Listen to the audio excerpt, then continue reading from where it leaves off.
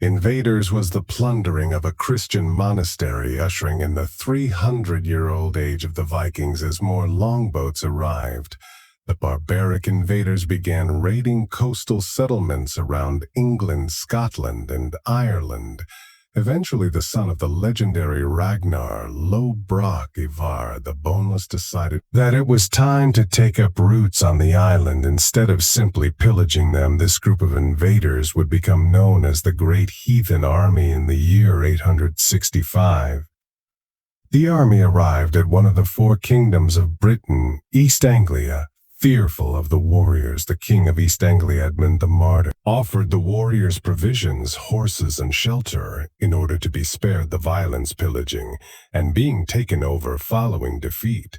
Edmund the Martyr was captured, possibly tortured, and killed. It only took a couple of years for the Vikings to capture York, the capital of one of the other four kingdoms, Northumbria, by the year 870. All of the kingdoms had been successfully taken over by the Vikings except for Wessex. At this point, it was the Danish warlord Guam, the Old, who was leading the Norse army, while Alfred the Great remained king of Wessex. The two forces met in a block battle in 878, known as the Battle of Edington, where Alfred the Great claimed victory. This led to the two factions making a deal which became known as the Treaty of Wedmore. In a strange turn of events, one of the requirements of the treaty was to have Guam baptized, with King Alfred becoming his godfather. The Vikings were also ordered to leave Wessex and never return. Soon after, the two rulers made another deal that defined deep boundaries and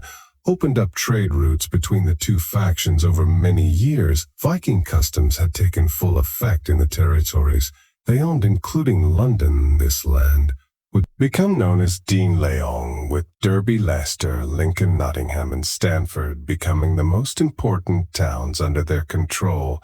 These 5 boroughs were ruled by 5 Danish armies, all under the control of Jarl, a Viking elite. For almost a century, the Vikings and Anglo-Saxons lived in harmony, trading, working, and even mating with the opposite factions. Many words we use today also came from the old Viking language, such as words beginning with sk, such as sky. Other words derived from Old Norse include the word ugly, which stemmed from the Viking word uger, husband, which came from husbandy gift, which came from gifty that became egg, and Thursday, which came from the Viking word for midweek, which was known as Thor's dagger.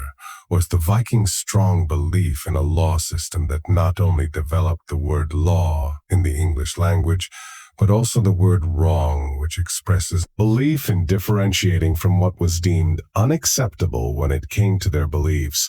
While Alfred the Great used the time of peace to build forts and other forms of defense within his kingdom, his daughter Osvat used the strongholds to wage war against the Vikings after her husband died. In the year 911, she took control over the kingdom of Myria, which gave her the name Lady of the Mercians. Thereafter, the 5 boroughs under Viking rule were eventually defeated, and in 954, the last Nord king, the legendary Eric Bloodaxe, was forced out of the region of Northumbria. This ended the era of Danelaw, which was now known as England. Although the Viking reign was squashed, those that retreated were not finished with the land they called home. In the year 113, Sweyn Forkbeard and his band of Viking warriors returned, with the leader becoming the first Danish king of England after the death. The king, his son Ken the Great, took over until he passed away in 1035. The rule of the Vikings ended when King Harold successfully thwarted King Harold Hardrada of Norway in 1066 in a conflict known as the Battle of Stamford Bridge. This time, the Viking invaders had been expelled from England forever, although their legacy lives on to this day within the DNA of their descendants. So music, the Middle Ages, and Viking Age overlap with this period, starting around the year 400 and lasting over years, ending in 1485. This period is broken down into 3 sections: the Early High, and late Middle Ages. We have already covered the early Middle Ages with the rule of the Vikings and the Anglo-Saxons after the fall of both of these groups in 1066 after the defeat of Nord ruler King Harold Hardrada and Edward the Confessor.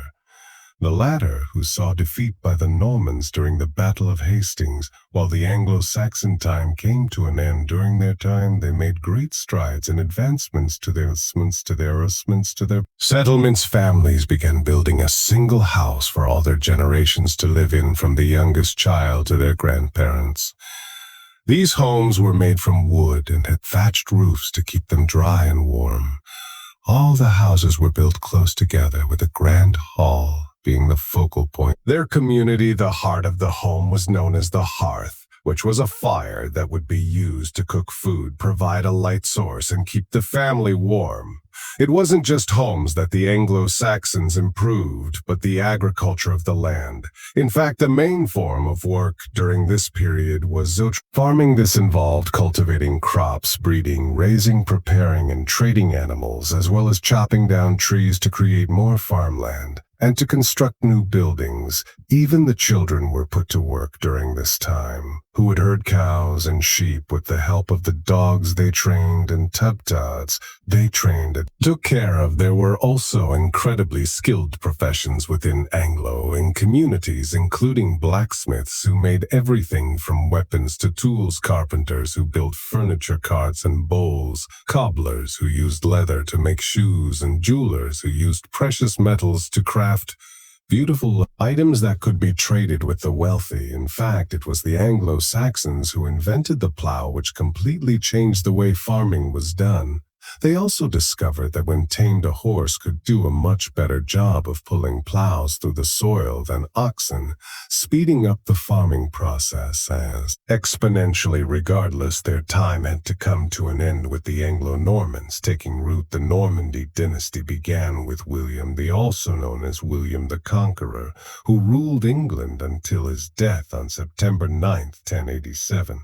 The invasion of England was no easy feat, with even the mighty Roman Empire struggling to take over completely. This heralded William as a hero, which brought him much attention throughout the rest of Europe. It was during his reign that the landscape of the continent changed dramatically once more. The first stone-built Norman castle was built in Wales, with others joining them throughout the island. In fact, the Normans invaded much of Wales and built their castles to establish strongholds against anyone who opposed them.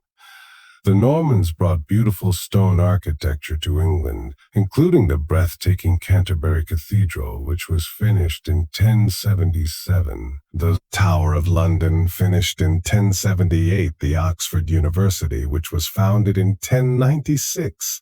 And the commission of the Domesday Book, which recorded land valuation throughout England and parts of Wales. While William was considered a great ruler by the Normans, the feudal system implemented in the country meant that Anglo-Saxon landowners and farmers were now peasant farmers working for whatever governing power was above them.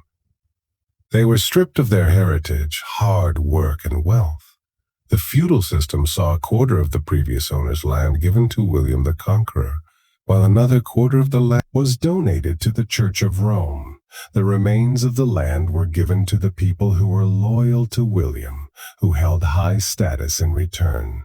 These people were TF with the duty of creating an army from those living in the area, if William ever needed it. For these noble folk, however, the job was beneath them, which led to them putting knights in charge of recruitment and training the peasant farmers who the crown stole from or not spared this duty, with them being forced to swear allegiance to the knights. With their advance in agriculture came more variety in the food they grew and ate. The Normans grew a liking, despised food, often cooking with caraway seeds, ginger, cardamom, pepper, and nutmeg, because the Normans celebrated the Christmas. These ingredients were added to their traditional winter meals, with the affluent of society having grand feasts that included pheasants, peacocks, wild boar, jellies, and custards. Common foods eaten by peasants were salted or pickled foods, such as pickled herrings, bacon, and vegetable broth, because they took longer to expire, while the noble members of the land washed their feast toasts down with wine, the peasants drank strong ales. The high and late periods of the Middle Ages, which spanned the 11th to the 13th centuries,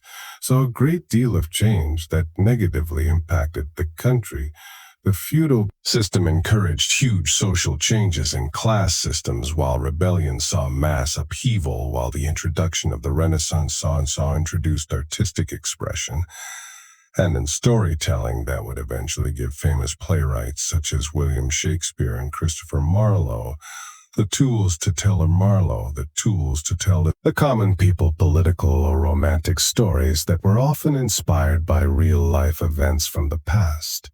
This period of time has been romanticized by literature and modern media, portraying the period as one with blushing maidens, ivy-watering feats, majestic castles watching over the people of the furthest land, and knights bravely galloping into battle mounted on a steed. In truth, it was a difficult and dangerous life for most of the populace. Eventually, after several sons of William the Conqueror spent time on the throne, William the Conqueror's grandson, Stephen of Blois, became king in the year 1135. This started a huge civil war in Britain known as the Monarchy, which lasted from 1138 to 1154. This conflict was led by Stephen of Blois' cousin, the Empress Matilda, who believed the crown was her rightful inheritance. This time was incredibly difficult for everyone living in Britain, from the wealthy nobles to the lowly peasants. People began to get suspicious and desperate, which led to oppression and mistreatment.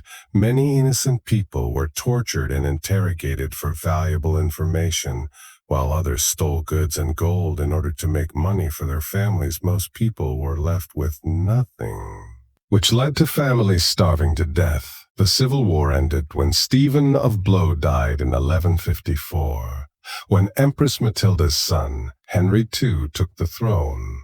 The rule of Henry II was a fairly peaceful one, which was bolstered by his friendship with Thomas Becket, the Archbishop of Canterbury. Together, the two men had power over the people of England and their religion. Unfortunately, the friendship wasn't long-lived, with Henry ordering the murder of Thomas Becket inside of the Canterbury Cathedral. The freedom of a man was complicated during the 12th century, with some men being connected to land ownership.